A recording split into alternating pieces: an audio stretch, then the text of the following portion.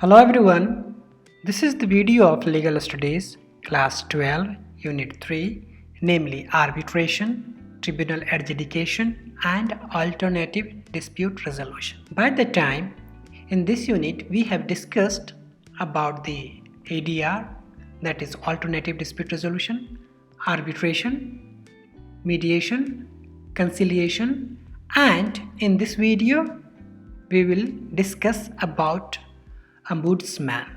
Okay, so what is the meaning of Ombudsman? What are the duties of Ombudsman? And what are the advantages of Ombudsman? Okay, so we will be discussing all these points. So let's start with the meaning.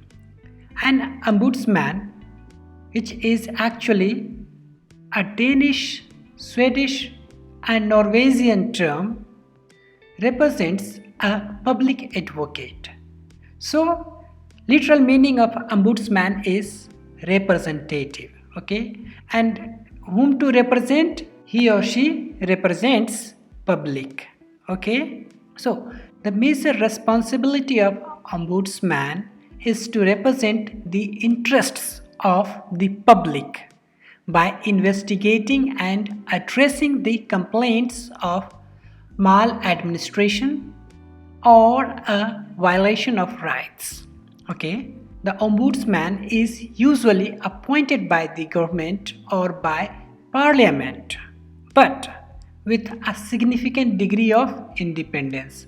What does it mean? That the person who is supposed to represent the public is usually appointed by the government, whether it is parliament, that is legislature, executive or judiciary. So any of the government, usually executive and legislature appoint ombudsman.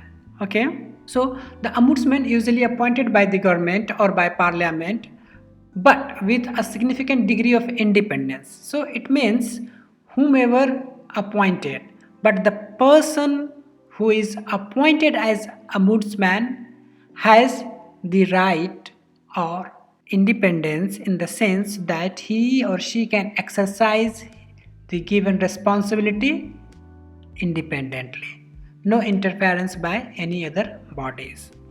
Okay, so that is the meaning of independence in this sentence.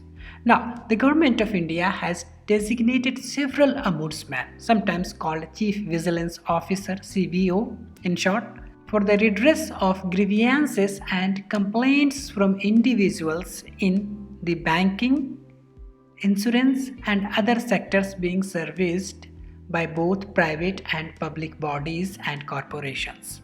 Okay, so keep in mind that the roles and duties of ombudsman is to look after the interest of the public, especially in the field banking, insurance and other such sectors. Okay, so say if you have the problem with any bank, so you can complain, okay, to ombudsman. The CVC, that is Central Vigilance Commission, was set up on the recommendation of the Santhanam Committee in 1962-64. CVC has been conceived to be the apex vigilance institution, free of control from any executive authority. So see, there is no command over this CVC. So it is complete independent, okay?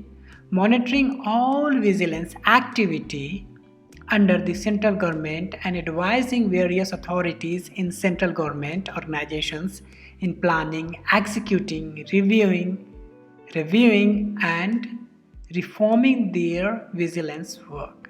So it has this much duty, and that is regarding the central government organization. Okay, so it plans, execute, review and reform, okay, regarding the vigilance work only. Okay, so now let's check out the duties of ombudsman. The first duty is to investigate. See, whenever someone complains, say you complained about something, then the ombudsman will investigate the complaint and attempt to resolve them, usually through recommendations, binding or not, or mediation.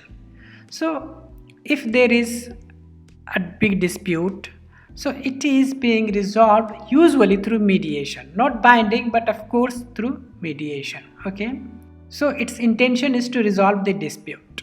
Okay, so the second duty it has to identify any issues or any act of the any respective office, whether it is public or private, that affecting people at large. Okay, so it identifies and curb that, control that, correct that.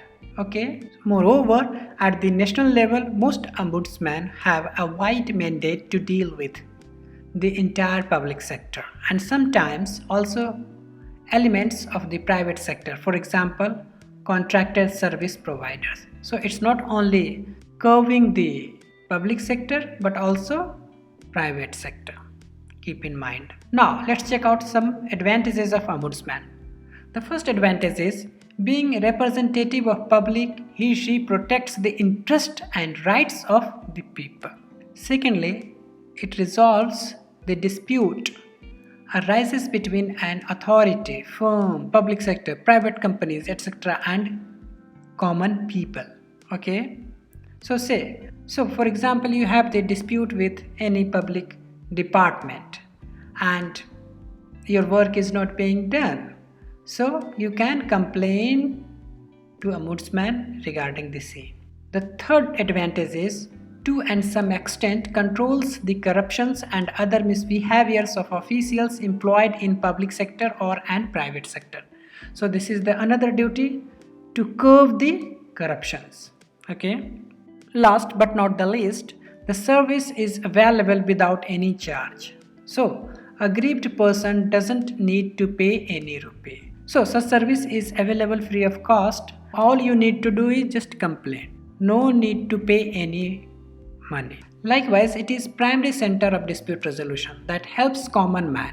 For example, if you have issue with a bank because of any reason, then where you will complain? In such a condition, you can complain to ombudsman.